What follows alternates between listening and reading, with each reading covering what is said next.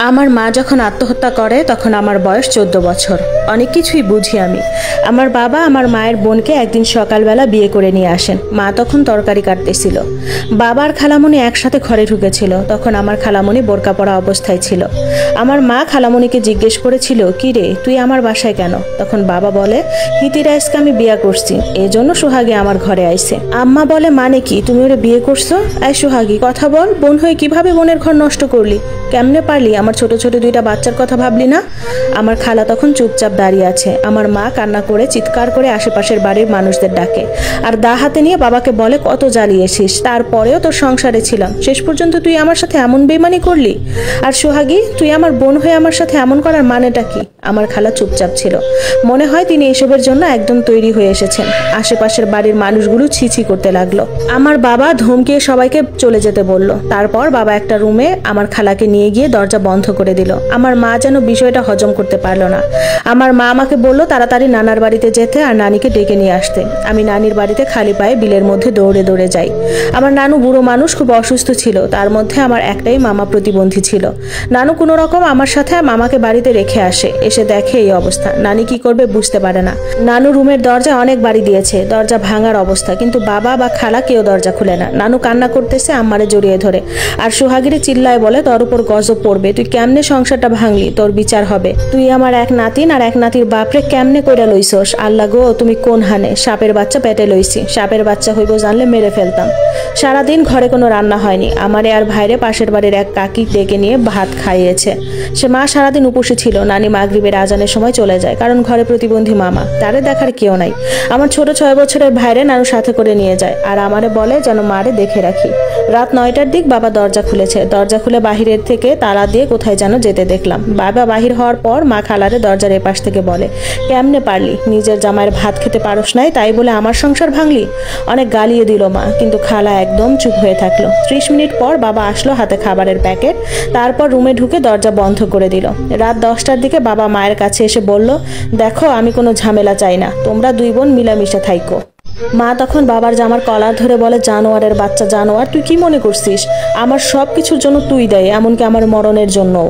তখন বাবা মায়ের গায়ে হাত তুলে আর বলে, তোর মধ্যে কি আছে? কিচ্ছু নাই, কিছু পাই নাই, সেই জন্যই বিয়া করছি। তোর মতো মোটা বেডিরা আমার ভালো লাগে না, হেল লেগা চিকন দেখা বিয়া করছি। এটা বলে বাবা রুমে ঢুকে যায় আর মা বসে বসে কাঁদে। আমাদের ঘরে ঝামেলা অনেক আগে থেকে, মা আর বাবার মধ্যে মিল ছিল না। আমার ছোট খালার ডিভোর্স হয় 3 বছর আগে, এরপর আরেকটা বিয়ে হয়, কিন্তু সংসারটা করতে পারেনি। আমার বাবার সাথে ছোট খালার অনেক ভাব ছিল, প্রায় সময় আমাদের বাড়িতে এসে এসে থাকতো। আমার বাবা আর খালার মধ্যে এই রংলীলা মা বুঝতে পেরে খালাকে অনেক শাসায়, কিন্তু খালা কথা শুনে না।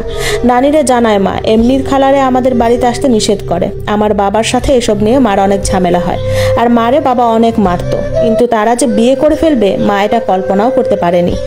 সেই রাতে আমার আর ঘুম আসলো না। নিজের খালা কিভাবে এই কাজটা করতে পারলো? বাহিরের কোনো মানুষ হলে মেনে নিতে পারতাম।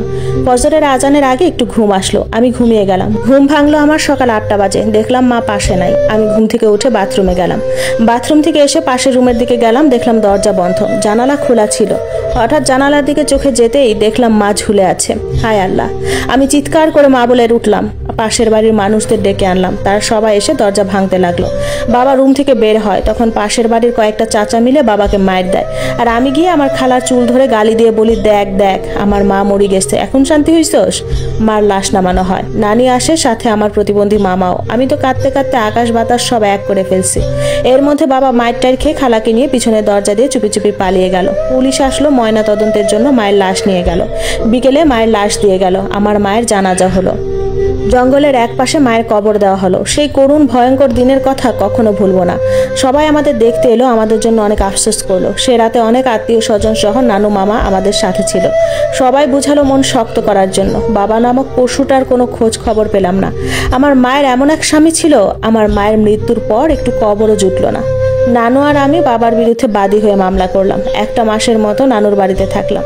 কারণ স্কুল আছে আমাদের 2 ভাই বোনের, সেজন্য চলে গেলাম আবার বাবার বাড়ি। নানু যেতে পারলো না, কিন্তু নানুর এক বিধবা বোনকে আমাদের সাথে থাকতে দিল। ওনার কেউ ছিল না, সম্পর্কে আমার নানুর চাচাতো বোন লাগে।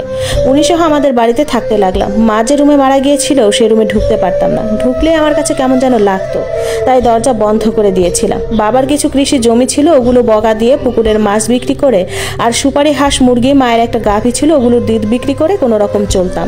2টা বছর এভাবে কেটে গেল। আমি এসএসসি পরীক্ষা দিব তার 1 মাস আগে বাবা তার বউ সহ আর কোলে একটা বাচ্চা নিয়ে বাড়ি আসলেন। আমি স্কুলে ছিলাম, ঘরে গিয়ে দেখি উনি আর ওনার বউ বাচ্চা একটা রুমে বসে আছে।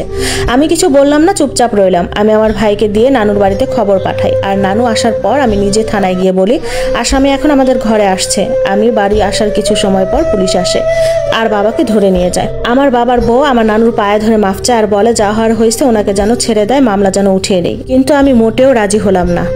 যাই হোক, এভাবেই দিন চলছিল। এর মধ্যে ইন্টার শেষ করলাম, ডিগ্রিতে ভর্তি হলাম। ডিগ্রি প্রথম সেমিস্টারে শেষ করার পর বিয়ের চাপ অনেক আসতে লাগলো। গ্রাম অনুযায়ী তখন বিয়ের বয়স পার হয়ে যাচ্ছিল। গ্রাম্য মানুষদের ভাষ্য মতে আমি বুড়ো হয়ে যাচ্ছি, কিন্তু আমি আমার কাজে অটল। আমি টিউশনি করাতে লাগলাম। আলহামদুলিল্লাহ, টিউশনি করে মাসে 10,000 পেতাম। 35 জন ছাত্রছাত্রী পড়িয়ে 10,000 আয় করতাম। তখনকার সময়ে তো গ্রামে টিচারদের এত দাম ছিল না। এর মধ্যে বাবা জেল থেকে ছাড়া পায়। জেল থেকে তার বউকে নিয়ে এসে আমাকে বাড়ি থেকে বের করে দেয়। আমি তখন পুলিশ নিয়ে এসে কোনো রকমে বাড়িতে ঠাঁই নেই। তার মধ্যে তিনি আমাকে আর ভাইকে স্বেচ্ছায় ত্যায্য করলেন, আমাদের কোনো কিছু দিবেন না। কোর্ট থেকে তিনি উকিল ধরে ত্যায্য করলেন। আমি কোনো রকম পুলিশ উকিল সব ধরে ঘর থেকে বের হলাম না, কিন্তু সম্পূর্ণ আলাদা করে দেয়। ওনার কিছুতে হাত দিতে দেয় না। আগে মাছ বিক্রি করতে পারতাম, এখন সেটাও পারি না। এসব করার জন্য আমাকে একটা বাছুর বিক্রি করতে হলো, কারণ টাকা না দিলে তো আর কেউ খালি খালি দৌড়াবে না। মাকে অনেক মিস করতাম, আজ মা নেই বলে জীবনটা এমন। এর মধ্যে বাবা আমার নামে পুরো গ্রামে বদনামি করতো, সোহাগীও বদনামি করতো। আমি নাকি পরপুরুষ নিয়ে আসি বাসায়, কলেজের নাম করে নাকি হোটেলে যাই, আর যত সব আজে বাজে কথা বলতো। আমি শুনে যেতাম, কারণ ভাইয়ের এসএসসি আর আমার ডিগ্রি শেষ হওয়ার অপেক্ষায় ছিলাম। আমার বাবা আমার 2 ভাই বোনের নামে এটাও বলেছে আমি নাকি আমার ভাইয়ের সাথে শারীরিক সম্পর্ক করে যৌবন চাহিদা মিটাই, এজন্য বিয়ে করি না। নাউজুবিল্লাহ। আমার ভাই আমার সন্তান, সেই সন্তানের মতো ভাইকে নিয়ে এসব যখন বলে বেড়াইতেছিল, আমি দানি আমার বাবাকে কোপাতে যাই আর তার হাতে একটা কোপ বসাই দেই, কারণ আমার এই কথাটা মোটেও সহ্য হচ্ছিল না। কোপ বসানোর পর আমি আমার ভাই সহ গরু মুরগির সব নিয়ে আমার নানুর বাড়ি চলে আসি। আমার বাবা হাল ছাড়েনি, আমার নানুর বাড়িতে এসেও আমার নামে বদনামি ছড়াতে শুরু করলো। অনেক করুণ কাহিনী, যা বলে বোঝাতে পারবো না। আমার ডিগ্রি শেষ হলো, ভাইয়ের এসএসসি শেষ হলো। আমরা নানুর বাড়ি 3টা বছর কষ্ট করে কাটিয়ে শহরে চলে এলাম ভাড়া বাসায়। আমি একটা ডায়াগনস্টিক সেন্টারে চাকরি নিলাম। শহরে 2টা বছর এভাবে গেল। ভাইয়ের ইন্টার শেষ হওয়ার পর ভাই একটা ডিবি লটারি পেল আমেরিকা যাওয়ার। আমি যেতে দিতে চাইলাম না, ভাই তবুও জোরাজোরি করে চলে গেল। মায়ের গহনা বিক্রি করে গরুর টাকা আর জমানোর টাকা সহ 20,000 টাকা ধার করে নিয়ে দিলাম। আমার ভাই আমেরিকায় চলে গেল। ভাই যেদিন যায় আমার বুক ফেটে এত কান্না আসে, আমার মা মারা যাওয়ার পরেও এত কাঁদি নাই। ভাই আমেরিকা যাওয়ার পর আর পিছনে ফিরে তাকাতে হয়নি। আমি দেশে MBA শেষ করে একটা কোম্পানিতে জব করছিলাম, আর ভাই ওখানে চাকরি করছিল। ভাই আমেরিকা যাওয়ার 6 বছর পর আমাকে নিয়ে যায়। আমার ভাই সেখানের এক ছেলের সাথে আমার বিয়ে দেয়। ভাই এখনো বিয়ে করে নাই। আমি আলহামদুলিল্লাহ স্বামী আর এক সন্তান এবং আমার ভাইকে নিয়ে ভালো আছি। দেশে এখনো যায়নি, তবে যাওয়ার ইচ্ছে আছে। আমার বাবার খবর তেমন জানি না, শুনেছি তার 3টা বাচ্চা আছে, সুখেই নাকি আছে। আল্লাহ একজন আছেন, তিনি সবার ভালো করেন।